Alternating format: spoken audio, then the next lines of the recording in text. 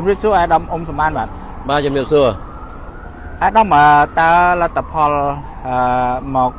ទីស្នាក់ការអង្គការសហប្រជាជាតិនៅថ្ងៃនេះតើបានលទ្ធផលអ្វីខ្លះបាទយើងបានជួបមន្ត្រីអង្គការសហប្រជាជាតិហើយបានពិភាក្សាអំពីបញ្ហាផែនទីក៏ប៉ុន្តែផែនទីគេនឹងផ្ញើមកឲ្យយើងតាមអ៊ីមែលដោយសារគេត្រូវ scan ចូលទៅក្នុងប្រព័ន្ធរបស់គេហ្នឹងហើយគេអាចនឹងattach ភ្ជាប់ជាមួយអ៊ីមែលផ្ញើមកយើងតាមក្រោយព្រោះផែនទីខ្លះគេអត់ទាន់ scan ឲ្យយើងណាអាហ្នឹងយើងនឹងបានទទួលផែនទីនៅពេលក្រោយហ្នឹងផែនទីអាចយើងស្នើសុំជាមួយនៅប្រទេសថៃជាមួយ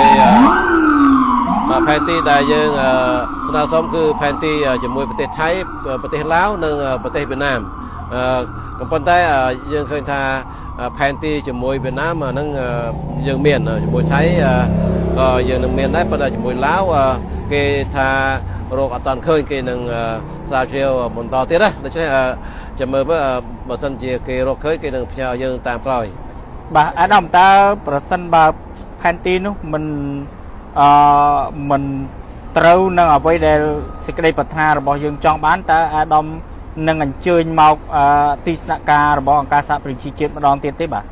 បើសិនជាផែនទីខ្លះវាអាចខុសខ្នាតអញ្ចឹងផ្ញើមកយើងផែនទីដូចផែនទីជាមួយថៃខ្នាត1លើ200ប៉ុណ្ណឹងប៉ុន្តែវាអាចខុសខ្នាតអញ្ចឹងទៅវាអាចអ្វីដែលយើងមិនចង់បានអញ្ចឹងយើងអាចនឹងមកម្ដងទៀតដើម្បីពិនិត្យមើលជាមួយមន្ត្រីអង្គការសហប្រជាជាតិហ្នឹងយកផែនទីណាដែលត្រូវនឹងខ្នាតដែលយើងចង់បានដូចផែនទីជាមួយថៃខ្នាត1លើ200ប៉ុណ្ណឹងហើយផលិតក្នុងឆ្នាំណាដូចឆ្នាំ1908ដល់1909អញ្ចឹងណាហើយបើសិនជាផែនទីជាមួយឡាវជួនកាលគាត់មិនសូវជាដឹងថាផែនទីប្រភេទណាអញ្ចឹងយើងអាចមកម្ដងទៀតដើម្បីជួយពិនិត្យមើលថាផែនទីហ្នឹងវាត្រឹមត្រូវអត់ផែនទីជាមួយឡាវព្រោះអាចមានផែនទីខ្លះវាអង្គការសហប្រជាជាតិគេមិនសូវស្គាល់ផែនទីរបស់យើងទេអញ្ចឹងយើងអាចមកពិនិត្យមើលម្ដងទៀតដែរអានោះដើម្បីយកផែនទីជាមួយប្រទេសឡាវនៅពេលក្រោយណាបាទអាដាមជាចុងក្រោយតើអាដាមមានអ្វីផ្ដាំផ្ញើទៅបងប្អូនជនជាតិជាពិសេសគឺពលរដ្ឋខ្មែរដែលកំពុងតែទន្ទឹងរង់ចាំនឹងជាពិសេសគឺ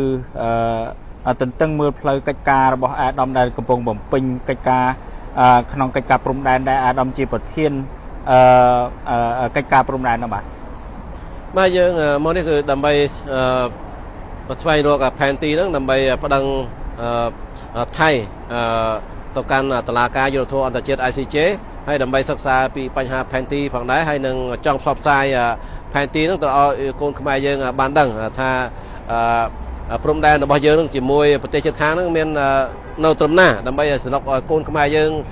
ងាយស្រួលនឹងការពារបើមិនយើងមិនដឹងព្រំដែនយើងនៅកន្លែងណាផងមិនដឹងផែនទីយើងរបៀបម៉េចទៅការពារទឹកដីយ៉ាងម៉េចដូច្នេះអាហ្នឹងជារឿងមួយសំខាន់សម្រាប់កូនខ្មែរយើងសិក្សាស្រាវជ្រាវទៅជួយការពារទឹកដីខ្មែរយើងទាំងអស់គ្នាមិនសម្រាប់តែកូនខ្មែរដែលគ្រប់គ្រងគណៈបព្វប្រឆាំងទេគ្រប់គ្រងគណៈបព្វជិជនក៏ជាខ្មែរដែរអញ្ចឹងវា